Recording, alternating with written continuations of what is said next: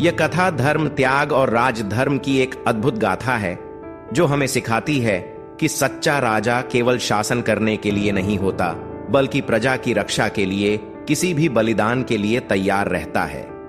बहुत समय पहले एक विशाल राज्य में राजा विक्रमसेन का शासन था। वे पराक्रमी, न्यायप्रिय और धर्मपरायण थे। उनकी प्रजा उन्हें भगवान का अवतार मानती थी, क्योंकि उन्होंने कभी किसी के साथ अन्याय नहीं किया। राजा के महल के पीछे एक प्राचीन मंदिर था, जहां वे प्रतिदिन एक विशेष पूजा करते और एक गुप्त अनुष्ठान में सम्मिलित होते। राजमहल में एक रहस्यमयी परंपरा थी जिसे कोई भी पूरी तरह नहीं जानता था। राजा रोज सुबह मंदिर के गर्भगृह में जाते और वहां से उनकी बलि चढ़ाने की गूंज सुनाई देती। मगर आश्चर्य की बात यह थी कि राजा अगली सुबह फिर से जीवित होते और अपनी दिनचर्या में लग जाते। इस रहस्य को जानने के लिए कई मंत्रियों और विद्वानों ने प्रयास किए, परंतु कोई भी सत्य को उजागर नहीं कर पाया। एक दिन का रहस्य उद्घाटन। राजमहल के बगीचे में एक सफेद कबूतर रहता था, जिसे राजा स्वयं अपने हाथों से दाना खिलाते थे। यह कोई साधारण कबूतर नहीं था, बल्कि यह एक दिव्य पक्षी था जिसे देवताओं ने भेजा था। एक दिन राजा के पुत्र युवराज अर्जुन ने उस कबूतर से पूछा, हे पवित्र पक्षी, क्या तुम मुझे बता सकते हो कि मेरे पिता रोज बलि क्यों देते हैं और फिर भी जीवित कैसे रहते हैं? कबूतर ने गहरी सांस ली और कहा, राजकुमार, यह एक दिव्य रहस्य है जिसे जानने के लिए तुम्हें धैर्य और श्रद्धा रखनी होगी। अगर तुम मेरी बात ध्यान से सुनोगे तो तुम्हें सत्य का ज्ञान होगा। प्राचीन श्राप और राजा का बलिदान। कबूतर ने कहा, बहुत समय पहले इस राज्य में एक अन्यायपूर्ण राजा हुआ करता था। वह निर्दोष प्रजा पर अत्याचार करता और आशी मुनियों का अपमान करता था। एक दिन एक महान ऋषि महायोगी वशिष्ठ इस राज्य में आए और उन्होंने राजा को धर्म के मार्ग पर चलने की सलाह दी। लेकिन अहंकारी राजा ने उनका उपहास किया और उनके आश्रम को जलवा दिया। इस अन्याय से क्रोधित होकर आर्ष वशिष्ठ ने श्राप दिया, हे राजन, जब तक इस राज्य को एक सच्चा धर्मपरायण राजा नहीं मिलेगा, तब तक यहाँ के राजा को प्रतिदिन अपने प्राणों की आहुति देनी होगी, अन्यथा इस राज्य का नाश हो जाएगा। श्राप का प्रभाव ऐसा हुआ कि वह अत्याचारी राजा उसी दिन मर गया और उसके बाद से हर राजा को एक रहस्यमयी शक्ति के कारण अपनी बलि देनी पड़ती। राजकुमार अर्जुन यह सुनकर स्तब्ध रह गया। उसने पूछा, लेकिन पिताजी तो धर्मपरायण राजा हैं, फिर वे इस श्राप से मुक्त क्यों नहीं हुए? त्याग की पराकाष्ठा। कबूतर ने उत्तर दिया, तुम्हारे पिता ने इस श्राप को समझ लिया और एक महान यज्ञ किया।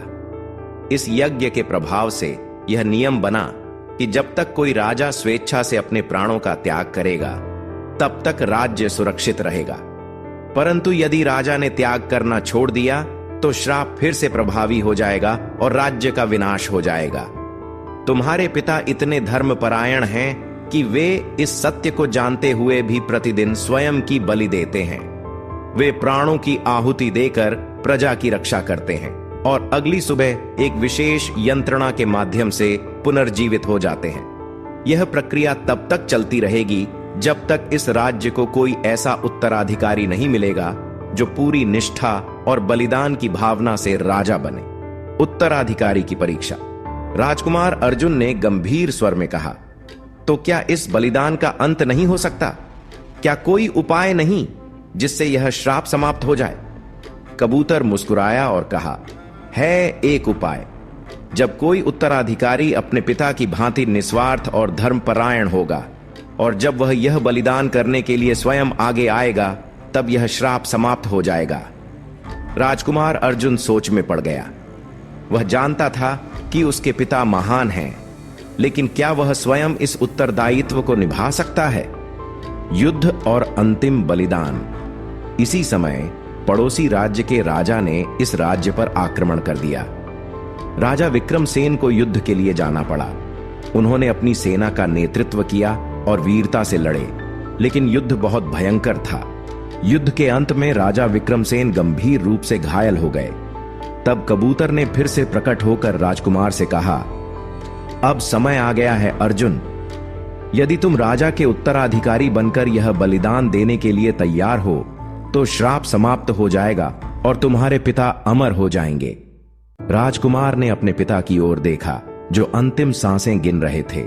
उसने निर्णय लिया कि वह भी अपने पिता की भांति त्याग करेगा। उसने मंदिर जाकर स्वयं का बलिदान देने की घोषणा की। जैसे ही उसने यह किया, आकाश में प्रकाश फैल गया। अर्षि वशिष्ठ प्रकट हुए और बोले, हे राजकुमार, तुमने अपनी निस्वार्थता से इस श्राप को समाप्त कर दिया। अब तुम्हारे पिता को यह बलिदान नहीं देना होगा। राजा विक्रमसेन के घाव तुरंत भर गए।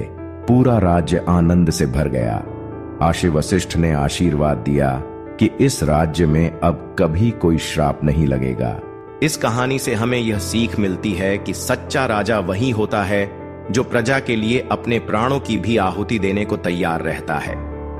राजकुमार अर्जुन ने राज्य की बागडोर संभाली और यह राज्य युगों तक समृद्ध बना रहा।